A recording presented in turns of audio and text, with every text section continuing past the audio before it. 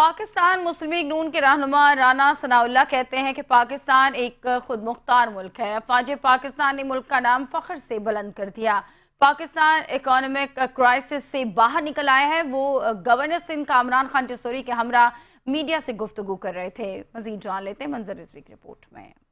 Governor house Sindh میں MQM Pakistan کے رہنماؤں سے ملاقات کے بعد میڈیا سے گفتگو کرتے ہوئے مسلم لیگ نون کے سینئر رہنما رانا ثناء اللہ کا کہنا تھا، آنے والے بجٹ میں ہماری کوشش ہے کہ عام آدمی کو آسانی مہیا کی جائے۔ پاکستان کے معاشی معاملات بہتری کی طرف جا رہے ہیں۔ اکنامک ٹیم کی، حکومت کی، وزیر اعظم کی سربراہی میں محنت سے جو ہے وہ اکنامک ریوائول ہوا ہے، اور اب انشاءاللہ تعالی جو بجٹ آنے والا ہے اس میں عام آدمی کے لیے خوشخبری بھی ہوگی اور ایک ایسا خوشحالی کا پروگرام بھی ہوگا کہ جس کے اوپر لوگوں کو اور خاص طور پہ عام آدمی کو جو ہے وہ ریلیف ملے گا۔ گورنر سندھ کامران خان ٹیسوری کا کہنا تھا، وزیر اعظم پاکستان کی سربراہی میں ہمارے تینوں سپہ سالاروں نے پاکستان کا نام اونچا کیا۔ ملاقات میں بجٹ کے متعلق بھی تفصیلی بات چیت ہوئی۔ پاکستانی افواج نے دنیا کو بتا دیا کہ اس کا دفاع مضبوط ہے۔